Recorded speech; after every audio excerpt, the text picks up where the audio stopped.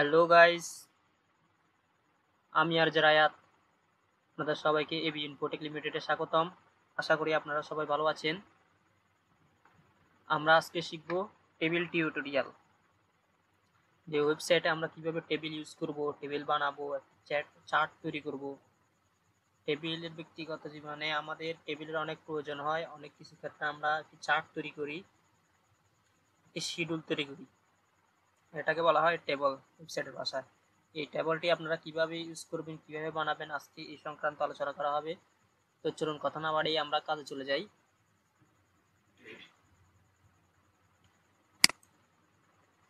আমি আসলাম HTML এ কোডে। তো টেবিল নেওয়ার জন্য আমাদেরকে টেবিল কোড নিতে হবে। টেবিলটি চার্ট বানানোর জন্য যাকে বলা হয় টেবিল। তো টেবিল বানানোর জন্য আমাদেরকে কোড নিতে হবে টেবল। আমি একটি কোড নিলাম টেবল ট্যাগ, যাকে বলা হয় টেবল ট্যাগ। TABLE টেবল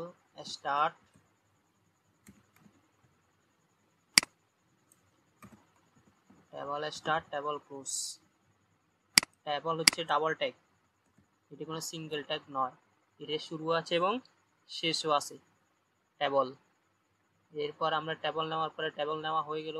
এবার আমরা টেবলে যত কাজ হবে, যত চার্ট তৈরি করব, আমরা সব এই টেবল ট্যাগের ভিতরেই করব, এই কোডিং এর ভিতরে করব টেবলের। আমরা আরেকটি জিনিস আবার রিভিশন দেই, সেটা হচ্ছে কমেন্ট করে রাখা। আমি গত ক্লাসে আপনাদের কমেন্ট করে রাখা শিখিয়েছিলাম, আবারও আমি বলছি কমেন্ট করে রাখছি। Ctrl+C/ দিলেই কমেন্ট চলে আসবে কমেন্ট সেকশন। এটা হচ্ছে table section. Table section table section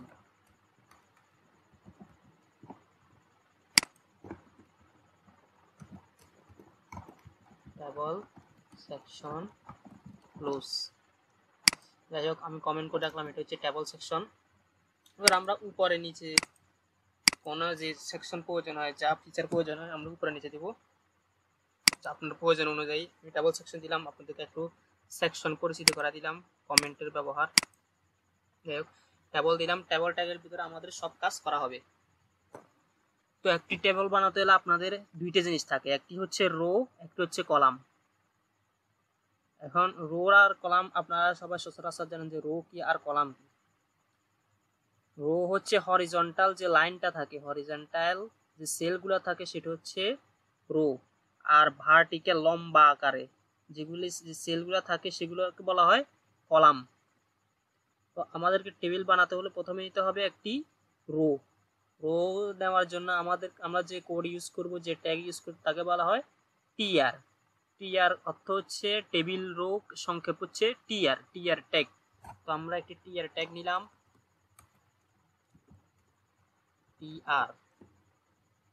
TR start, TR close. আমরা টিআর ট্যাগ নিলাম, মানে একটি টেবিল রো করা হয়েছে।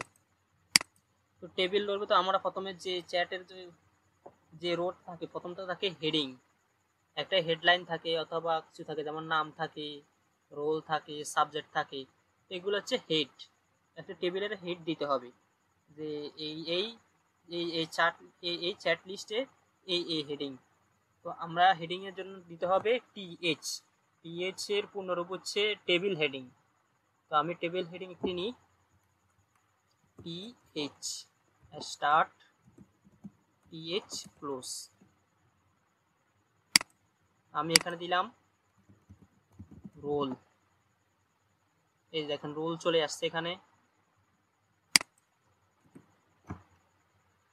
এবার আমি এটাকে কপি করে নিলাম, 3 বার দিই। আমার একটি চার্টে রোল থাকবে, নাম থাকবে, সাবজেক্ট থাকবে, ধরে নিলাম উদাহরণস্বরূপ। স্টুডেন্টের একটি ক্লাসরুমে স্টুডেন্টের নাম থাকবে, রোল থাকবে, সাবজেক্ট থাকবে। তো আমি এখানে রোল দিলাম, নাম দিলাম,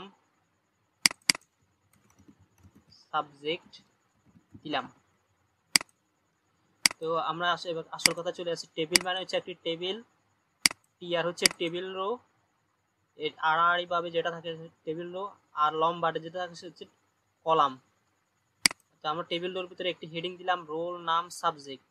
তো সেই হেডিংকে সাজেস্ট করার জন্য কোডিং এ HTML এ সেটাকে বলা হয় টিএচ কোড। আমরা টিএস দিলাম, টিএস দিয়ে স্টার্ট করলাম, টিএস দিয়ে ক্লোজ করলাম।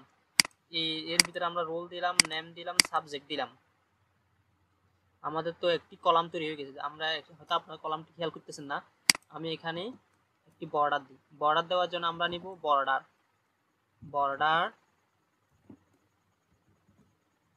2 পিক্সেল, বর্ডার 2 পিক্সেল। এই যে দেখেন অলরেডি একটি কলাম তৈরি, একটি সেল তৈরি হয়ে গেছে। বর্ডার দেওয়ার সাথে আপনাদের বুঝতেছেন যে এটা একটি 3টা সেল আছে, এখানে অলরেডি 3টা সেল তৈরি হয়ে গেছে। তো আমরা রোল নিলাম, নাম নিলাম, সাবজেক্ট নিলাম। এবার আমাদের নিচের দিকে রোল দিতে হবে, নাম দিতে হবে, সাবজেক্ট দিতে হবে। তো এটি করার জন্য আমরা আবার টিআর নেব। এটা হচ্ছে একটি, এটা এই যে এই আড়াআড়ি ভাবে যেটা দেখছেন সেটি হচ্ছে একটি রো। সেখানে রোর মধ্যে রোর একটি সেলের রোল আছে, রোল একটি সেলের নাম আছে, রোল একটি সাবজেক্ট আছে। এটা টেবিল রোর মধ্যে একটি হেডিং দিচ্ছে। এবার টেবিল ডেটা দিতে হবে, রোল কত, নাম কত, সাবজেক্ট, এটাকে বলা হয় টেবিল ডেটা। তো টেবিল ডেটার জন্য আমাদের আরেকটি রো এইভাবে আড়াআড়ি রো আড়াআড়ি ভাবে নেওয়ার জন্য আমরা আরেকটি রো নিলাম, টিআর স্টার্ট। টিআর দিয়ে রো সাজেস্ট করা হয়, আমি আগেই বলেছি, টিআর স্টার্ট, টিআর ক্লোজ। এর ভিতরে আমরা দিব টিডি। টিডি মানে হচ্ছে টেবিল ডেটা। তো আমাদের রোল কত, নাম নাম কি, সাবজেক্ট দেওয়া, আপনার এগুলো হচ্ছে একটি ডেটা। এই ডেটাকে সাজেস্ট করা হয় টেবিল ডেটা নামে। টেবিল ডেটার সংক্ষিপ্ত হচ্ছে টিডি। তো এটিকে বলা হয় HTML এর ভাষায়, কোডিং এর ভাষায় টিডি বলা হয়। তো আমরা একটি টিডি নিলাম, টিডি স্টার্ট, টিডি ক্লোজ, টিডি স্টার্ট, টিডি ক্লোজ। টেবিল ডাটা আমি এখানে টিএচ কি দিলাম, রোল। রোল হচ্ছে আমার ধরলাম 01 এক নম্বর। এরপরে নাম কি, আবার আমি এবার টিএচ, এবার নাম দিতে হবে টিডি, আবার নিলাম, এখানে আবার নিলাম টিডি। এবার নাম দিতে হবে, নাম হচ্ছে রায়াত। আমাকে এবার দিতে হবে সাবজেক্ট। সাবজেক্টের ডাটা কি হচ্ছে, সেটা দিলাম বাংলা। তো আমাকে আরেকটা টিডি নিতে হবে, আরেকটা ডাটা নিতে হবে, টিডি, এটি হচ্ছে বাংলা।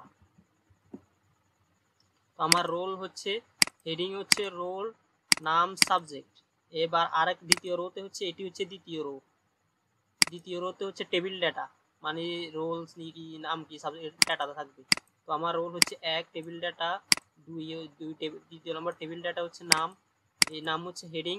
তো দ্বিতীয় নম্বর টেবিল ডাটা হবে রায়াত, সাবজেক্ট হচ্ছে বাংলা। এখানে দেখেন রোল 1, নাম রায়াত, সাবজেক্ট বাংলা।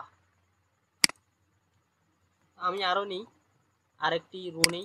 এখানে আমি চাইছি এদিকে আরেকটি সেল দিতে, সেটি হচ্ছে পয়েন্ট, টিএইচ, পয়েন্ট দিলাম, পয়েন্ট, যে কত পয়েন্ট পেয়েছে, কোন নাম্বার, এখানে পয়েন্ট দিলাম। এখানে কিন্তু এখানে সেলটা এখানে দেখেন, আমি যখন একটি পয়েন্ট হেডিং, পয়েন্ট একটি সেল নিয়েছি, এই রোতে একটি পয়েন্টের সেল নিয়েছি এবং হেডিং হিসেবে সেটা কত পয়েন্ট পেয়েছে সে, তখন এখানে কিন্তু দেখেন একটা বক্স সেল এখনো নেয়নি। কারণ কি, আমি এখানে এখনো টিডির মধ্যে এখনো এই যে টিআর, এই যে টিআর, এই যে টেবিল রোটা আছে, এই রোটার মধ্যে আমি এখনো টেবিল ডাটা নিইনি। এখন আরেকটি, এখানে 3টা ডাটা নিয়েছি, 3টা টেবিল টিডি নিয়েছি। আমাকে আরেকটি টিডি নিয়ে এখানে 4 নম্বরটা পূরণ হবে। আমি আপনাকে প্র্যাকটিক্যালি দেখাই। টিডি, এ টিডি আমি নিলাম এ প্লাস, সিম্পলি দিলাম এ প্লাস। এই দেখেন এখানে একটা টেবিল যুক্ত হয়ে গেছে অলরেডি। তো আমরা 2টা সেল অবশেষে নিয়ে নিলাম। তো আমরা আবার কপি পেস্ট করে দিই, এই যে টিআর আর টিডিটাকে কপি পেস্ট। এখানে হেডিং তো আগে নিয়ে নিয়েছি, হেডিং তো আর 2বার হয় না, আমার হেডিং নেওয়া হয়ে গেছে, কারণ আর হেডিং নেওয়ার প্রয়োজন নেই। তো আমরা ডাটাকে কপি করে নিলাম, কপি করে নিয়ে পেস্ট করে দিলাম। আরেকবার টিআর, টিআর টিডি, আরেকবার টিআর টিডি দিলাম। তো আমি দিলাম এখানে 2, রোল 2, রোল 3। এই যে দেখেন 1 2 3, এই 1 2 3। এরপরে আমি দিলাম রায়াত, এখানে হচ্ছে আর জে, এখানে আর জে আরেকটা দিলাম, এখানে আপনারা দিলাম, আপনারা একটি নাম স্যাম্পল দিলাম। এই যে নাম হচ্ছে রায়াত, আর জে, আপনারা। এবার সাবজেক্ট তিনখানে বাংলা, কারণ এখানে বাংলা তিনটাতে দেওয়া হয়েছে। প্রথমটাতে দিলাম বাংলা, এরপরে এখানে দিলাম ইংলিশ, আর তিনটা বাংলায় থাকে। সাবজেক্ট, এই বাংলা সাবজেক্টের রেজাল্ট এখানে দেওয়া হলো, যাই হোক এখানে দিলাম। আচ্ছা, আপনারা আরেকটি কাজ করতে পারেন, এই যে টেবিলের উপরে একটি হেডিং দিতে পারেন যে এটা কোন ধরনের টেবিল। H1 দিয়ে একটি টেবিল নিলাম, H1 school result, school result একটি হেডিং নিলাম সিম্পল ভাবে। আশা করি আপনারা বুঝেছেন। এবার আমরা আসি, আমি চাচ্ছি যে আমি বর্ডার ইউজিং আগে শিখেছি, এবার বর্ডার কালারটা দিতে যাচ্ছি। বর্ডারের কালার দেওয়ার জন্য আপনারা দিতে হবে বর্ডার কালার রেড। দেখেন বর্ডার কালার জন্য আপনাদেরকে সরাসরি বর্ডার কালার লিখে দিতে হবে, তারপর সমান ইকুয়াল দিতে হবে, তারপর ইন্টারভেটিভ দিতে হবে, তারপর রেড দিতে হবে। তবে এই জিনিসটি আপনি যদি টেবিলের বর্ডার করতে, তখন আপনাকে টেবিল ট্যাগের মধ্যে এই কোডগুলো ইউজ করতে হবে। আপনি বর্ডার কালার দিলেন, আপনি চাইছেন যে টেবিলের ব্যাকগ্রাউন্ড কালার দিতেন, ব্যাকগ্রাউন্ড কালার বিজি কালার দিলেন, বিজি কালার হচ্ছে ব্ল্যাক, আমি দিলাম স্যাম্পল হিসাবে। এই যেগুলো ব্ল্যাক হয়ে গেছে, আমি এখানে ব্ল্যাক না দিয়ে দিলাম ব্লু, যে কোনো কালার, যে ব্লু এখানে কাজ করতেছে। এবার আমি আপনাদেরকে আরেকটা সেল প্যাডিং দেখি, সেল প্যাডিং দিলাম, সেল প্যাডিং আমি দিলাম ধরো 15 পিক্সেল। এই দেখেন, এবার সেল প্যাডিং কি আপনাদেরকে আমি একটু বুঝাই। সেল প্যাডিং হচ্ছে যে আপনি একটা সেলের, এই যে এটাকে একটা সেল বলা হয়, সেলের উপরে নিচে এবং ডানে বামে কত পিক্সেল করে আপনি জায়গা নেবেন। এটা আমি দিয়েছি 15 পিক্সেল করে, তাই সে উপরে নিচে ডানে বামে সে 15 পিক্সেল করে নিয়েছে। এখন আমি যদি সেলের বাইরে কত পিক্সেল করে নেবে, এই যে এখানে একটা ফাঁক ফোকর দেখতেছেন, সেলের বাইরে আলাদা একটা ফাঁক আছে, এই ফাঁকটা আপনি কত দিতে চান, আমি এটাকে বলা হয় সেল স্পেসিং। সেল স্পেসিং আমি দিলাম, দেখেন একটু উদাহরণ 5 পিক্সেল দিয়ে দিলাম। এই দেখেন 5 পিক্সেল নিলে আমি দিলাম 0 পিক্সেল, 0 পিক্সেল দিলে কিছুই থাকবে না সেল স্পেসিং। এই দেখেন সমান হয়ে গেছে। এবার আমি একটা জিনিস আপনাদেরকে দেখেন, সেটা হচ্ছে কল স্প্যান। আপনি চাচ্ছেন যে এই যে এই সেলটা আছে, এই সেলটাকেও এই সেল বরাবর নিবে, যে দুইটা সেল একসাথে, এই সেলটা দুইটা সেল একসাথে থাকবে, ওয়ানটা এই সেলটাকেও নিয়ে নেবে, রায়াত সেলটা ওই এই পাশে চলে যাবে। এখন আমি যদি এখানে নিই, আমি জাস্ট এই সেলটাকে এই সেলটার সাথে মিলে দিতে চাচ্ছি, কল স্প্যান 2। কল স্প্যান হচ্ছে যেটি একটা সেলকে এমনি হচ্ছে কল, এটা হচ্ছে কলাম, এই যেটা দুইটা কলামকে একসাথে করে ফেলে। এই যে দেখেন এখানে দুইটা কলামকে একসাথে, এটা এই কলামটাকেও একসাথে করে ফেলেছি। আমি এখানে দিলাম যে অ্যালাইন সেন্টার, কাজ করে কিনা অ্যালাইন সেন্টার। এই দেখেন যখন আমি কোনো শব্দকে ওয়ার্ডকে সেন্টার করতে চাইবো তখন অ্যালাইন সেন্টার দিব, আর যদি আমি দুইটারও একসাথে করে নিতে চাই তখন আমি কল স্প্যান নিব। আর আমি এইভাবে রো যদি একসাথে করে ফেলতে চাই তখন আমাকে নিতে হবে রো স্প্যান। তো আশা করি আপনারা সবাই টেবিল সম্পর্কে বেসিক ধারণাটি পেয়ে গেছেন। ইনশাআল্লাহ আগামী ক্লাসে আপনাদেরকে অ্যাডভান্স লেভেলের টেবিল সম্পর্কে আরও অভিজ্ঞতা দেওয়া হবে, আপনারা এগুলি প্র্যাকটিস করুন। আর যদি কোনো সমস্যা কমেন্ট সেকশনে জানিয়ে দিতে পারেন। সবাই ভালো থাকবেন, সুস্থ থাকবেন, ধন্যবাদ।